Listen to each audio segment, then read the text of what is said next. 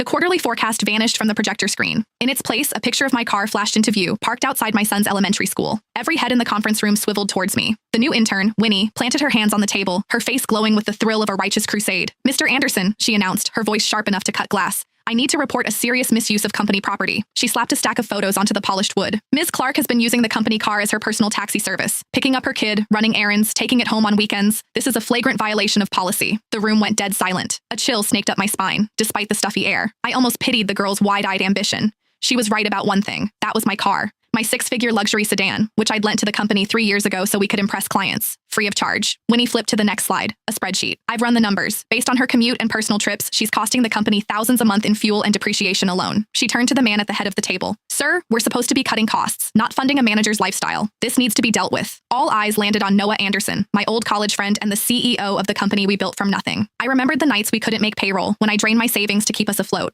I remembered handing him the keys to this very car, brand new, saying, "The company needs this more than I do." He'd used it for 3 years. I'd paid every cent for gas, insurance, and maintenance. I'd even been the one to drive it to the airport for client pickups when our driver was out. Everyone in this room knew it was my car. Trevor from marketing, who just last week borrowed it to take his father to the hospital, was suddenly fascinated by his keyboard. Macy from reception, who took it for joyrides every month, shot me a look of pure disgust. Noah's fingers tapped a slow, deliberate rhythm on the table, his tell when he was weighing his options. He wouldn't meet my gaze. "Ava," his voice was cold, unfamiliar. "Is what Winnie said true?" The air left my lungs. True?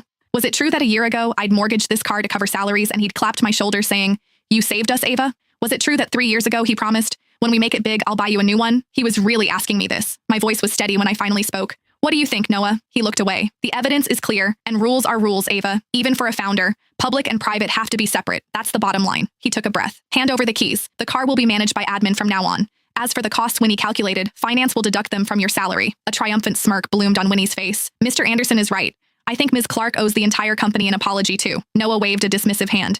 "A company-wide email will suffice." An email. A salary deduction. And he was taking my car. I looked at his familiar face and saw a complete stranger. I didn't argue. I didn't pull out the title from my bag and slam it on the table, because I finally saw it all clearly. Winnie was just a pawn, desperate to climb the ladder by stepping on me. Noah wanted my car, and he was using a clueless intern to steal it in plain sight.